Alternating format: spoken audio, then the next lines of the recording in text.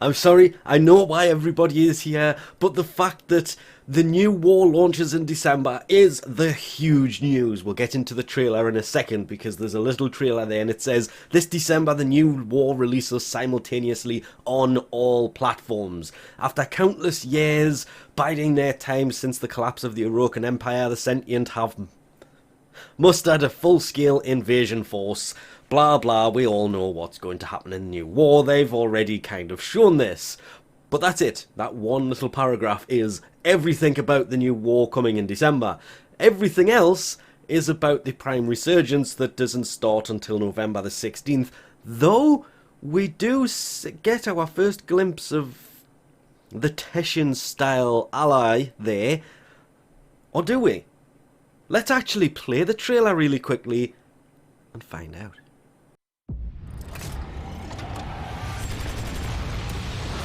Their kind replaced ours.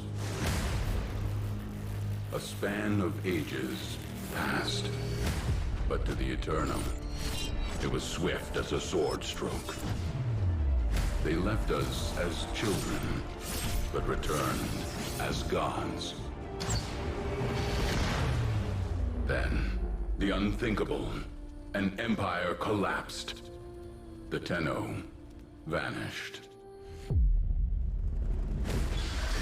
In the chaos that followed, cutthroat divisions emerged. The Grineer, an endless army of clones. The Corpus, crazed plutocrats, and their technological monstrosities. The Lotus awoke the Tenno into this new era. She called them to protect a fractured system. Just as my kind had faced obliteration, so must the Tenno.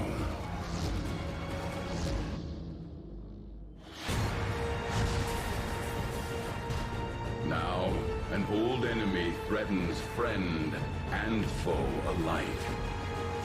Our tenuous alliance must make a final stand. Fight together, or lose everything.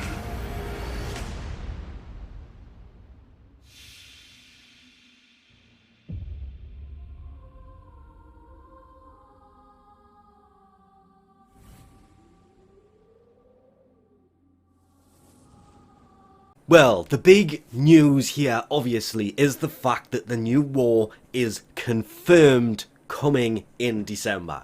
I was hoping it would be coming end of November. I've said multiple times, middle to end of November would be best time to launch this because of everything else that is coming out in December, game-wise. Halo Infinite. Or the new war. As long as they don't release it on December the 8th, both. But this is Digital Extreme we're talking about here, and if they launch it on December the 8th, I'm going to join everybody else who is going to be pissed off, and then I'm going to choose the new war over Halo Infinite. I'm a big Halo fan. I've played every single Halo, apart from Halo Wars 2. I'll admit that one. I've never played that one, but played every other one to an extreme. Same goes with Gears of War. Really hoping 6 would come out, but, well, they're busy working on Halo Infinite, so, what is it, Coalition that are working with them? That, getting off topic, confirmed it's coming, and we get into the trailer and we see lots of old trailers. Let's be honest here, this entire New War launches in December trailer is nothing more than a combination of old trailers, and a lot of spoilers for quests if you haven't got to certain points, so we'll kind of have to skip over the Lotus side of things because everybody hasn't completed it, but those that have will understand those key points anyway. During all of this, we know that it is lore. The Stalker comes after the Tenno because the Tenno turned on the Orokin. The Orokin don't exist because the Tenno basically took them out. The new trailer that was part of that, was that the one from Spider-Man? I cannot remember that one for certain. But the new opening sequence from the first quest in the game, the Arrival, has, in fact, kind of admitted this at the same time, because you are fighting against the Orokin and everybody else in this. That it also goes on to mention silly things about the Tenno leave as children and return as, basically, Warframes. Because, unless you didn't know this one, which is kind of the lore of the game, again, we're getting into spoiler territory here, but there is a side of it that technically they do leave as children, and then I'm just going to put it as the accident happens, and now they can control the Warframes. That's not really too spoilerish. That one is kind of literally shown in the first quest now. So anybody who's played the game understands that. That is why the frames start to move when the person gets near them. But it's when it gets later on and it refers to the Tenno face the same fate as the Orokin did. But it then goes on to mention the fact that they're all going to be fighting together. Something else that we kind of already knew from the fact that you get to play as the Grineer, and as the Corpus, and as Teshin, and probably my favourite part of this, which I will have to hunt out, that's not Teshin. I've mentioned this before, Teshin has 2 swords. This character has 1, but is on the Railjack. In case you didn't know, Railjack is going to be fairly heavy in this, as you can very clearly see from the fact that it looks like there's going to be a hell of a battle in space, and it looks like, I cannot explain this one, but they did do size comparisons and everything else, and this thing is huge, so I'm assuming there will be missions on that. I'm not going to go any further into that. We can do a better breakdown of it if people want to, but there are theories behind that whole thing going on there.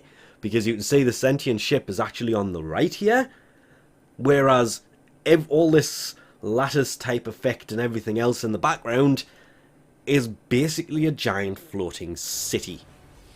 Teshin looks badass with the swords on fire, and then there is the disc that they showed off for the relay stuff, talking to Teshin.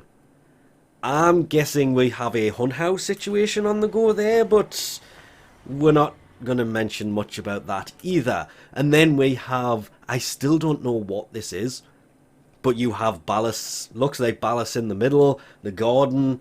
Oh yes, some of this should have been in the new trailer. This is the old one from July of all times.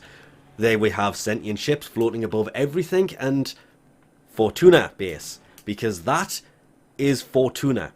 We've kind of gone over that in past things before. They released some concept art that shows this. Now we know, because they showed it from the bottom, this is a Fortuna style base, which in itself was the trailer announcing is the word I'm looking for, that this is in fact coming in 2021.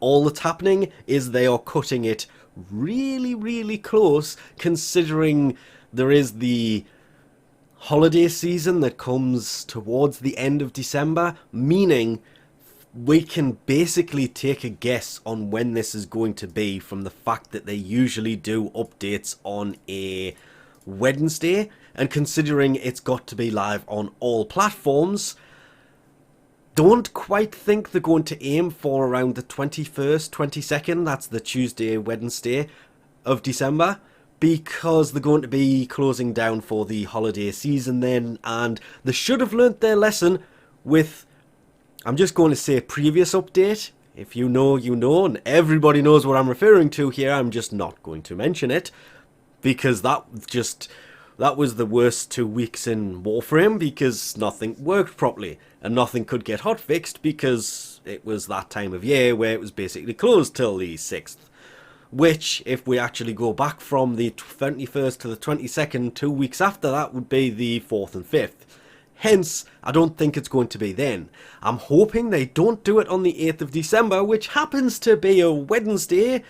The 1st of December would be great, but I'm going to say somewhere around the 15th of December. It would be the middle of the month, so it would be a great time to actually release it, because the week beforehand, Halo comes out, and Warframe versus Halo confirmed this December. The new war will be released simultaneously on all platforms, meaning because they are putting a date to it, it is either finished or it is very close, because remember, it has to go to cert for console before it can be given its final date, and that can take a week, well, 2 weeks, usually somewhere around there, meaning that they've literally got about 2, maybe 3 weeks to get this finished and off to cert before they miss December.